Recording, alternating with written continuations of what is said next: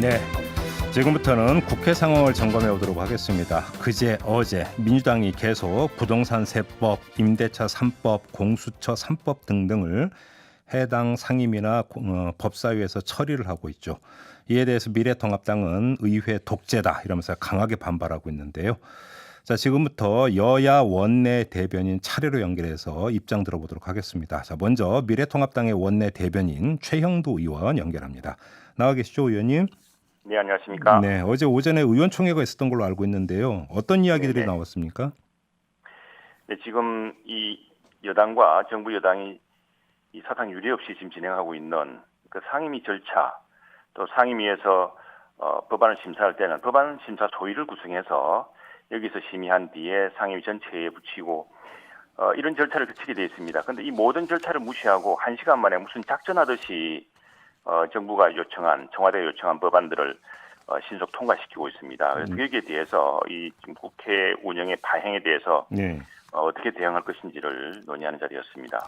오늘도 의원총회가 있는 것으로 지금 보도가 나오던데 맞습니까? 네, 그렇습니다. 어제 우리가 우리를 표시하고 예. 또 원내대표, 원내수석, 이 국회의장과 여당 원내 지도부를 만나서 네. 이런 사안에 대해서 우려하고 해법을 논의하려고 했습니다만 결국 오후에 모든 걸 다 처리하고 말았습니다. 예. 그래서 이제 향후 어떻게 해야 되는지 또 이 문제에 대해서 각 지금 통과된 법안의 문제, 그 절차의 문제를 따지고 그걸 언론과 국민들에게 알릴 겁니다. 그러면 좀 오늘 의원총회까지 열리면 앞으로 어떻게 대처할지, 뭐 어제 이제 나왔던 뭐 장애 투쟁까지 불사해야 되는 거 아니냐라는 어떤 이런 이야기에 대해서 어떤 결정이 내려질지가 대충 가닥이 잡히는 것으로 보면 되는 거나요?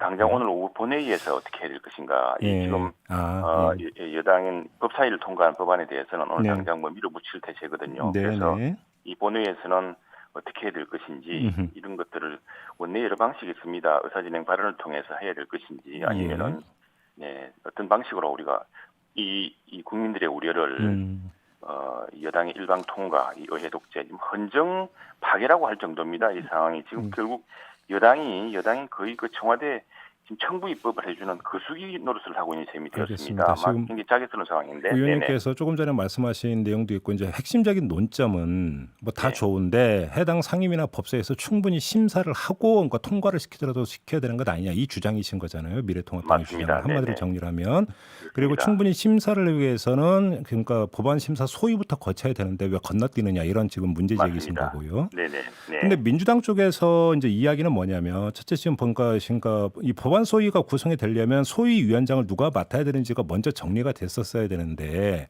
네네. 이게 지금 정리가 안 되고 있고 통합당이 여기에 응하지 않고 있고 결국은 시간 끌려는 거 아니냐 이렇게 지금 이야기를 하고 있는데요.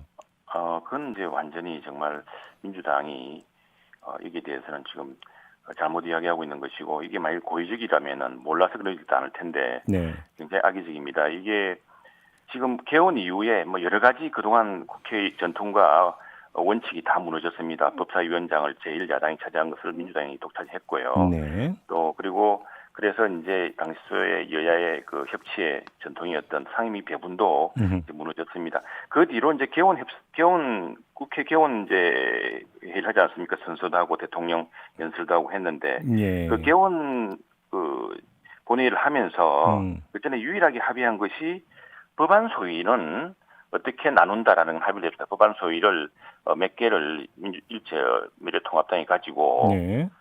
이렇게 하고 이 법안 소위에서는 합의로 법안을 심의한다 이렇게 합의했습니다. 그게 유일하게 21대 국회 들어와서 여야가 합의한 겁니다. 네. 그런데 그 약속했던 소위를 구성하겠다고 했더니 그 구성하지 않고 왜냐하면은 바로 이 법안을 오늘 내일 통과시키기 위한 것이라고 생각을 합니다. 소위를 하게 되면 며칠 시간이 걸릴 것이라는 우려 때문에 그랬을 것이 모르겠지만 네. 그래서 당초에 약속했던 소위 구성도 이 소위는 그리고 합의를 하든 안 하든 소위는 구성해야 됩니다. 구성해야 되는데 그걸 건너뛰고 또 당초 약속했던 대로 소위를 구성해서 합의로 상정한다, 통과한다, 지킨다 이렇게 했는데 그 약속도 어겼죠. 그래서 이거는 명백하게 불과 한 2, 3주 전에 신문기사라든가 찾아보면 다 나오는 이야기입니다. 의원님 그럼 제가 보충 질문 하나만 드릴게요. 네네. 이게 이제 상임위별로 법안 그 소위가 하나만 가동되는 게 있고 이제 복수로 가동이 되는 게 있지 않습니까? 네네. 근데 지금 이제 그 뭐 예를 들어서 두 개의 법안 소위를 두는 상임위 같은 경우는 하나는 여당, 하나는 야당 이런 식으로 이제 위원장을 맡도록 되어 있는데 네네. 이게 네. 지금 정리가 안 돼 있다. 이게 민주당의 주장이거든요. 근데 그게 이제 사실을 정리할 수 있는 것이고 제가 이제 원내 대변인이면서 문화체육관광부를 맡고 있습니다. 문화체육관광위에는 차관이 두 분이시거든요. 그래서 예. 분은 그래서 법안은 1소위, 2소위가 있습니다. 1소위는 뭐 그래서 이처럼 소리 합의할 수 있고 또 문화체육관광위에서는 합의가 일찍되어서 지금 예. 소위가 나누어서 법안을 심사하고 있거든요. 예. 이제 이른바 그 주택 관련 법안들 이 법안들에 대해서 뭐 일방 통행을 위해서 지금 그 절차를 무시하는 거죠. 시간이 없다는 겁니다. 한마디로 알겠습니다. 민주당의 예, 바로 이야기는. 또 하나 이제 그 네. 지점이 바로 그건데요. 지금 다른 것도 아니라 이런 법안들은 네. 타이밍이 중요한 거 아니냐. 이거 질질 끌면 이게 오히려 시장에 혼란만 주고 악영향이 나온다. 이게 이제 그 민주당의 문제의식인 것 같습니다. 근데 이게 기본적으로 큰 국민의 세금을 부담시키는 문제입니다. 또 네, 하나 네.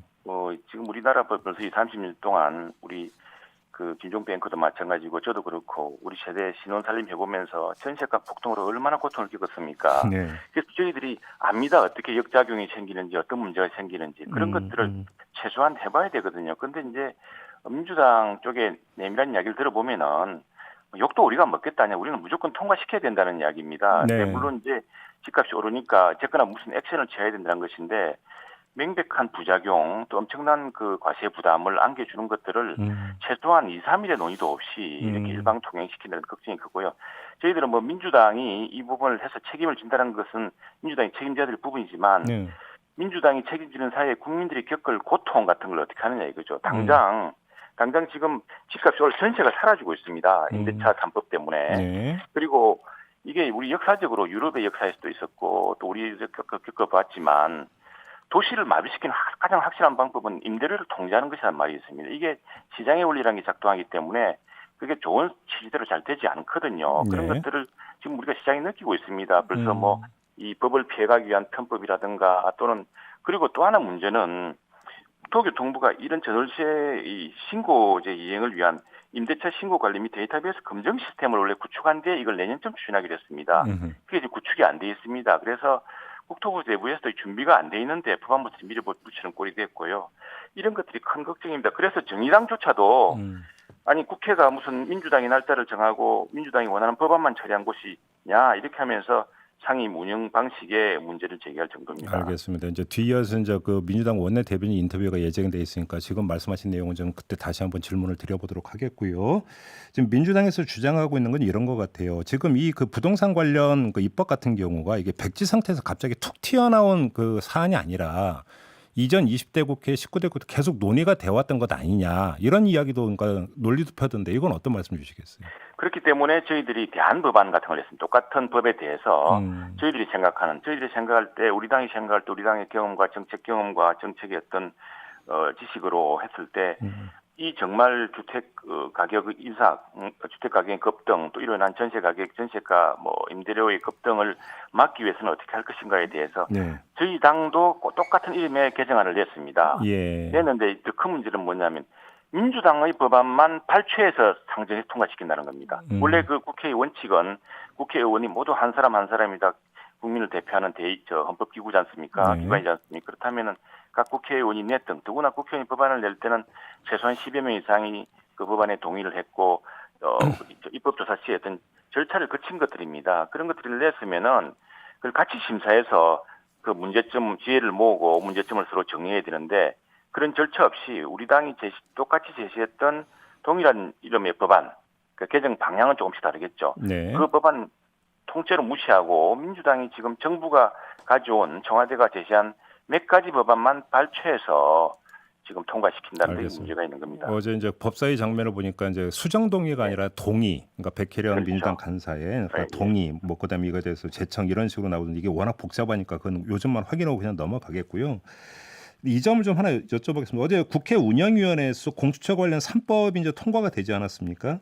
근데 이 가운데 하나가 이제 공수처장 후보 추천위원회 운영 규칙인데 그 내용이 국회의장이 기한을 정해서 미래통합당의 위원 추천을 서면으로 요청을 하는데 이걸 그러니까 응하지 않을 경우에는 다른 교섭단체 그러니까 지정해서 추천하도록 한다. 이 내용 아니겠습니까? 그 대목에서 그 대목을 일부 바꾼 것으로 알고 있는데 지금 원래 지재는 백혜련 의원의 안에는 이제 만일 안 하면 다른 교섭단체에 준다. 근데 사실은 다른 교수단체가 없습니다. 지금 국회 내 교수단체 네. 의석이 원내 의석이 20석이 넘는 정당은 민주당하고 그다음 미래통합당 두 정당밖에 없습니다. 네. 그래서 지금 당초에 뭐 민주당이 이제 백희련 의원 아니 그런 게 있었던 모양인데 실제로 이제 통과시킨 안에는 예, 다른 교섭단체를 지정해서 위원 추천을 요청할 수 있다는 삭제가 됐네요. 지금 확인해 보니까 삭제가 되고 예. 이제 이 뭐 민주당도 이 그렇게 추진하는 것이 무리라는 걸 알게 됐던 거죠. 아무튼 그 기한을 정해서 이제 추천해 달라고 요청을 하면 거기에는 응할 생각이십니까? 저희들은 지금 만약 그렇게 급하다면은 네.